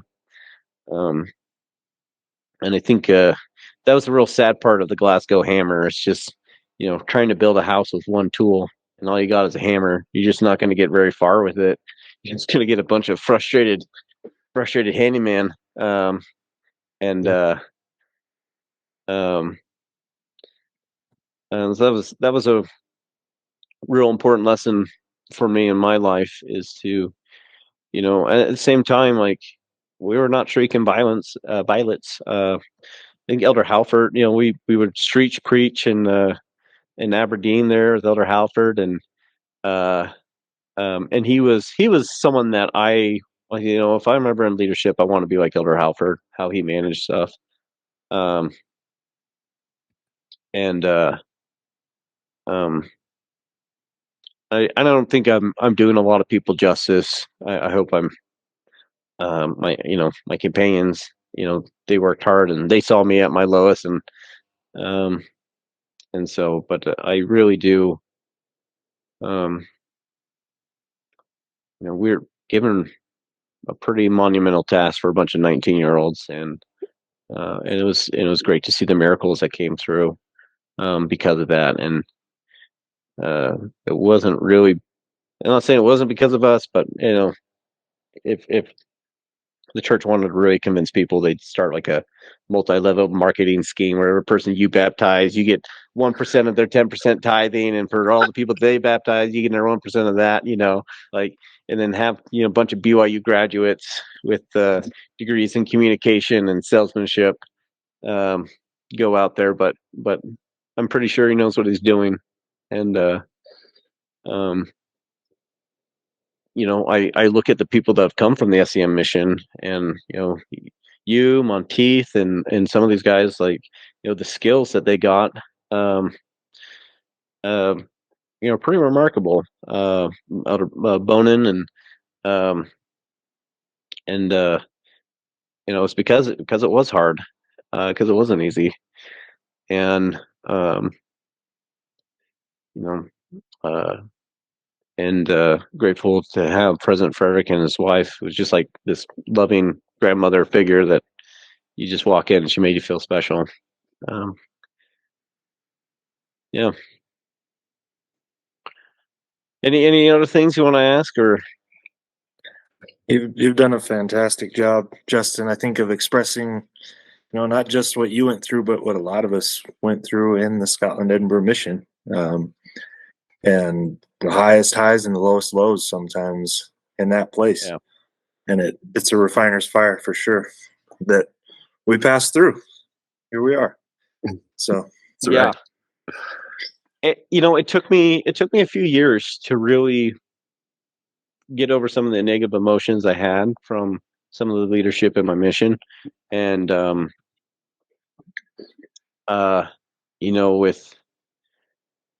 I felt that I felt it was detrimental to other people staying active in the church, and that really frustrated me.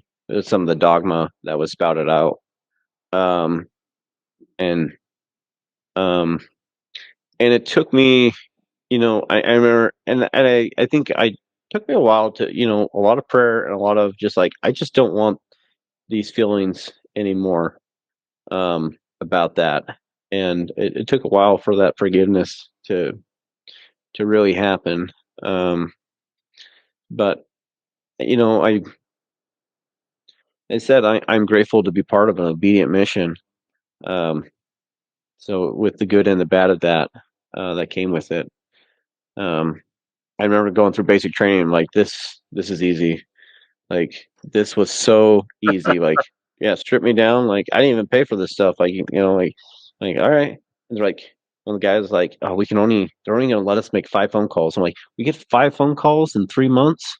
Dang. Like that's pretty good. Like I could do about 2 a year, like that's nothing. And to this day, like even in being in the military, like nothing has ever been said to me that is more hurtful or like impactful than what was said to me on my mission, because like that was all like super personal, but they would just go right at your throat, and you're like, man, that was and when I was district leader, that was something that I wanted to make sure, because I would always teach I'd always teach a skill and a virtue, because like I saw that a lot of guys have become very persuasive at getting people to do things, but the virtue and the Christ-like love wasn't there behind it. And I didn't want to see, the mission is not selling used cars. Nothing wrong with selling used cars, but it's the gospel of Jesus Christ. And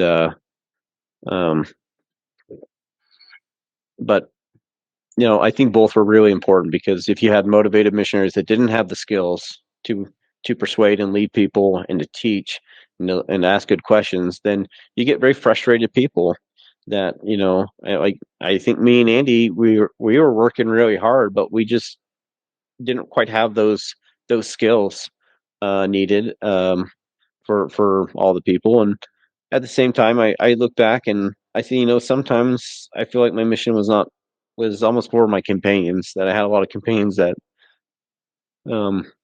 they're going through some stuff, and maybe that's why I was sent there. And I just there's nothing else like it.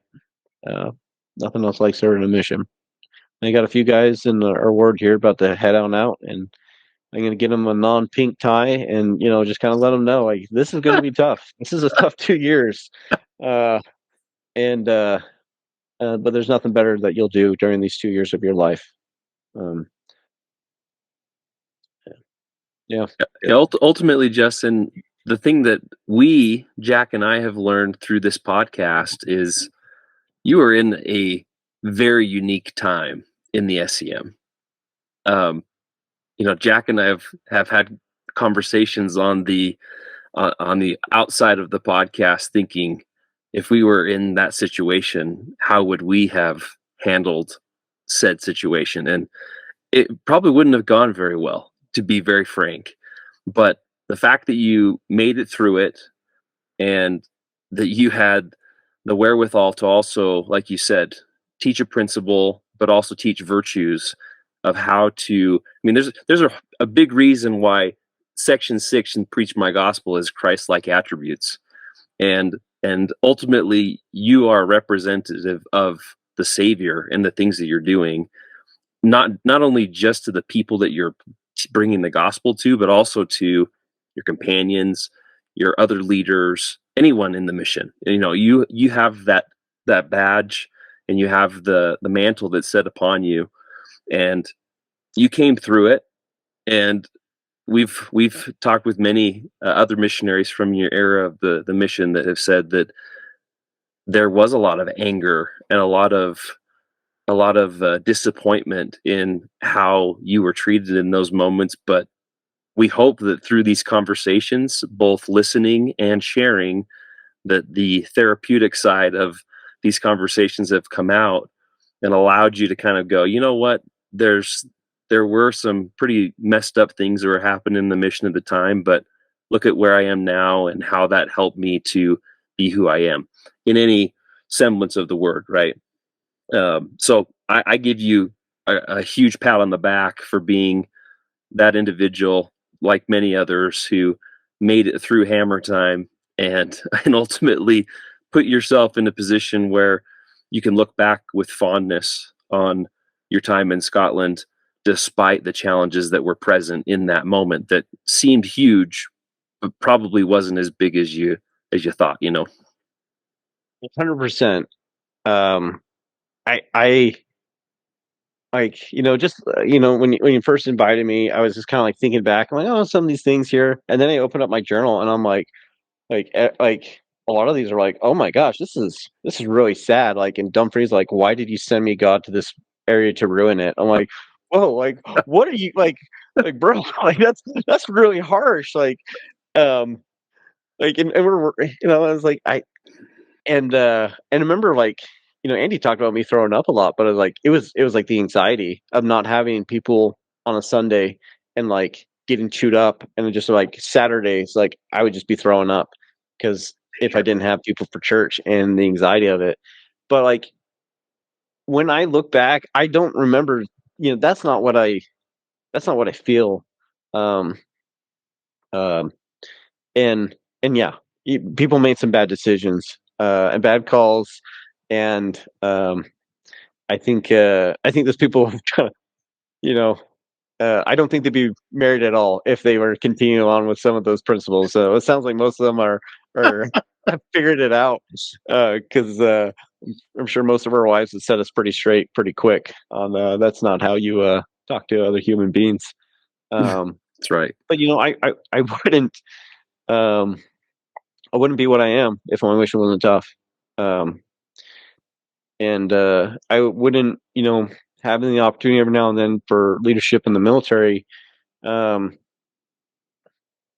you learn a lot from bad leadership sometimes, almost more than you can learn from good leadership, and and that's come a huge play into like to how I treat people and to how I lead.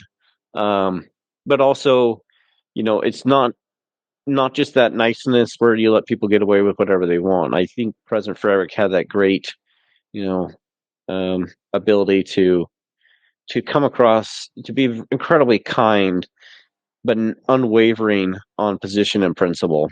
Um, and that's very difficult to do, especially in this day and age where we have a lot of societal norms that have shifted, and we see some people how they lash out at it, and it's like that's not the way to do it. But at the same time, you see on the other side, like people embracing um some of the views of the world. I'm like, that's not it either, and um I don't think I'd have that ability without going on my mission and without being in Scotland to really to navigate that, to be both firm and also to be kind and caring and loving like the Savior. Not saying that I am, but it certainly helps. So. Absolutely. I have to also give you a shout out on your Burns Night post that you shared on Facebook. Oh, You and Andy Harper celebrating a beloved Scottish holiday with bagpipes and reading of Robert Burns' poems was honestly one of my favorite posts that I've seen come across my timeline in a long time.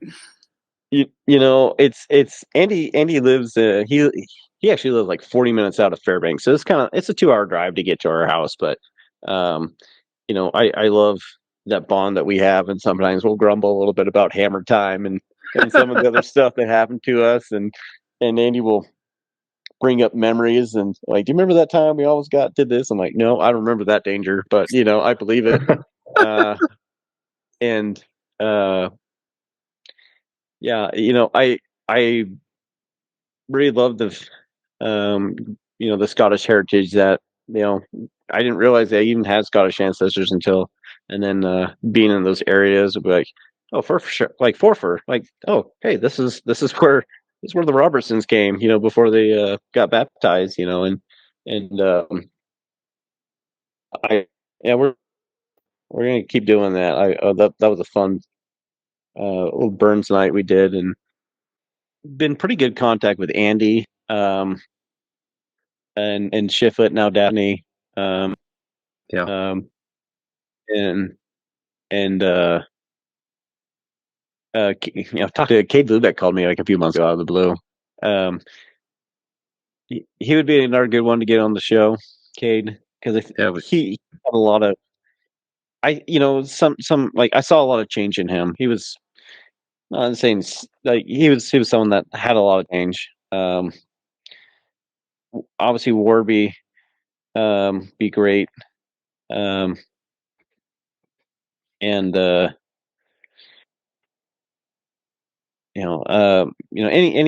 really anyone is great to hear these stories. I love that you guys do it. Like, one, it pains me when that's we like to keep a lot of things sacred. um we keep things sacred in our church, but I feel sometimes that we do a little too good of a job of that some of these spiritual events don't get recorded and brought for posterity. And and I worry about that warning from Elder Packer that we're becoming too mechanical and not spiritual enough. And this is a spiritual church. Obviously we're not rolling around in tongues on a Sunday, but like we can do better. Ray, I can do better in my life at getting that. But I'm trying to think. Well, one thing that you can do for us, Justin, is any of those people that you're still in contact with, make sure that you let them know that we'd love to have them on the podcast. They can reach out to me, like we've communicated via Facebook, or they can go on our website, the 51spylaw.com, and fill out a contact sheet, or they can just email us at sempodcast.com, or goodness, sempodcast at 51spylaw.com. Okay. But yeah, ultimately, we'd love to have them. Everyone's story is so unique and different, and it's amazing to hear both the similarities and the differences of everyone's experiences, and everyone is valid. There's no invalidity, is that a word, of of what we experienced in Scotland, and we had an impact on people's lives whether we knew it or not. And obviously, one of the things that Jack and I have emphasized in our podcast as well is that irregardless of where you are currently, you were there in Scotland for whatever period of time you were there, and we want to hear that story and where you are and why you're around, and ultimately allows us to continue to grow this amazing brotherhood and sisterhood that we have through that mission, and then also to let people know, whatever their circumstances, that we love them. And we express the same to you, Justin. You're a brother in Scotland, and we're so grateful that you are one of our brothers of the S.E.M. So thanks for coming on tonight. Oh, that was my pleasure. And I just think you Zach and Jack, you guys do a great job. My new child, his middle name is Jack, so that was a good Nice. good bond there. I they're yeah, I just can't say enough. Like, it was tough, but it was, no 2 years have changed me more in my life, and even being married. But I did, like, I remember at a certain point, like, if I can make it this far being with dudes that I don't always get along with, I hopefully I can make it all right with a woman that I get to pick. And That's so, right. so we're Very, doing very well good. said. Yeah, me and my wife are doing good. And sometimes, like, well, maybe I was the crazy one in the companionship. Maybe it was me. Um, but I look back, and I even had Zach Clark came up to Alaska, and he sold out like the Performing Arts Theater here. Nice. Him and his band, and uh, you know, and oh, fun. One more story about him. So we were teaching. So African people love Little Clark because he had so much energy when he taught, and his like arms were like everywhere, and he's like, this is the gospel, and the prophets get the gospel. God gives it to the prophets, and they give it to everyone. And he's just like he hit my face one time when he did this. He goes, this is like he hit me in the head one time, but he was just so animated, and like we had a lot of African refugees, asylum seekers, and when he'd pray, they'd always be like, they, and like I get like maybe like one or two but they were like, they loved his prayers because he was just. That's so good. And anyway, we taught this guy named Patrick. He's from South Africa, and we're like Elder, like Patrick's like so close. He's so close to getting baptized, but like I bet if he had a dream that he would get baptized, and we're like, let's pray and fast that he has a dream that he needs to get baptized. So we did that fast Sunday. We prayed about it, fasted. We saw him, like, next time we saw him, like, so Patrick, how's things going? He was like, good. How's your dreams? How you sleeping? He's like, good. Yeah, good. Oh, yeah. When I got to Dumfries, someone was telling me, like, hey, you remember that guy Patrick? Guess what? He had this crazy dream, and he needed to get baptized, and we baptized him. I'm like, that's ours. That's our baptism. It was, so I don't know how Patrick's doing, but that's what someone told that to me. Like, no, we're the ones that made that dream happen, which is not true. We did not make the dream happen, but what was It's a the good other reminder right part? there of it's a good reminder of timelines and whose timeline is it on, right? Right. What was So the other good. one? I was going to share another fun story that I had of him. I don't think I can do a lot of people justice. I know I've kind of rambled on longer than I should, but there's so many members there, so many investigators, and man, it's hard to cram 2 years into a little podcast. But Yep. You're not alone in that thought, Justin. I can assure you. Every time I open my journal, I go, "How did I forget to mention that person and this experience?" There's a lot in that space of time, and you gotta condense it somehow. yeah, and I like your guys' format, in the sense that it seems like you kind of get a mix of a lot of things, the crazy town person, but also some of the spiritual things that happen to people, and some of the struggles, but also some of the great things that happen, and the bonds that form. Um, Yeah, absolutely. I it's mean, gonna drive me all of those things, nuts. all of those things are what we've experienced, and sharing those things in a platform like this is very different than getting up and sharing it in like a testimony meeting. You know, you're not going to get up and tell all of your bad stories about your mission on the pulpit, but this is an opportunity just to share whatever beefs you have, whatever great feelings you had, and everything in between. So it's been fun. Another story. We were teaching this guy named Jimmy, because there's only two names in Scotland: Jimmy and Billy for the brothers, and Gemma and Chloe for the girls. Like that's about 90% right there. And we're teaching this guy named James, and like he had like every closet in his house had animals in it. His drawers, you pull them out, they're full of like exotic animals. He had like a monitor lizard next to his bed. He's like Jojo, the monitor lizard. His like coat closet, you open it up, it's like California box turtles. Like I'm pretty sure I'm not like the UK has a lot of laws. In fact, they have like laws for everything.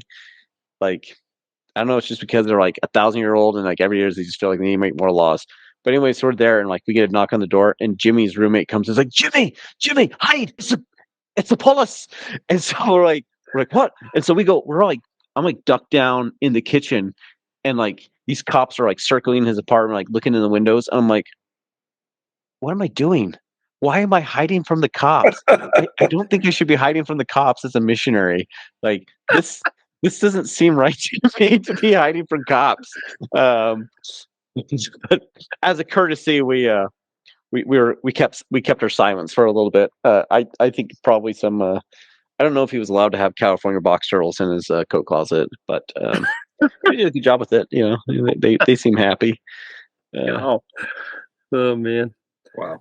The crazy things we see in the mission it's fantastic. It's so good. It really is just like you get such a slice of so many like different from people's socioeconomic levels, people from different walks of life, different countries, and you get to see what happens when people don't have the gospel or don't choose to live certain ways, the consequences of that, and at the same time you see that you see where happiness and families and other stuff too. It's I don't know, it was a miserable, but it was a great experience too. Highest of highs, lows of lows. Sure. There you go. $1 million experience you wouldn't pay a penny for. Yes. Yeah. No, I think we had to fork over 10 grand or so for the mission. So that's right. Goodness. Wouldn't pay a penny to have again. That's right. Thanks, Jack. Thanks for correcting it. Well, thank you very much for having me on. I think I covered the big parts. One more thing I did forget is I remember Sister. That's always haunted me. Sister Care called us when I was with this companion that was struggling, and she's like, "Elder, are you okay?" I'm like, "Yeah, we're doing good." She's like, "Are you sure?" Like, yeah, and like he just like refuses to pray and like doesn't want to do anything. That's and I remember getting on the phone like, I just lied to this woman. And like I'm 100% convinced that she had like a spiritual prompting to call us, and I just lied to her. But I wasn't like, I didn't know if like it's the appropriate time to tell her that that we're having a rough go of things. Like, is this a good time for it? But so if Sister Carrie ever does listen to this podcast, I do apologize. You were right. We were struggling, and it was the first time I had a sick day on my mission. We got sick, and then like Sister Fred was like, "Yeah, just stay inside." I'm like, "We get sick days? Like what? How did this happen?" Like it's like the secretary's like, "What do you guys do? What are your numbers?" Like, we didn't do anything. I was sick. I was like, "I'm sick this day. I'm not doing nothing." So that was a good moment. Oh man, that's great. Thank you very much, Justin, for coming on. This format, everything, it's not possible without participants and people like you being willing to come on and share your experiences, your thoughts. It's been really enjoyable, wonderful, and we love you. So have a good one, and thank you. Yeah, we'll say cheerio to you. Thanks, Justin. Cheers. Well, I love you too, guys. You got a great podcast here, and I'll hopefully hear more from you and try to throw some more people on here. Sounds great. Thanks, Justin. All right, brother. See ya.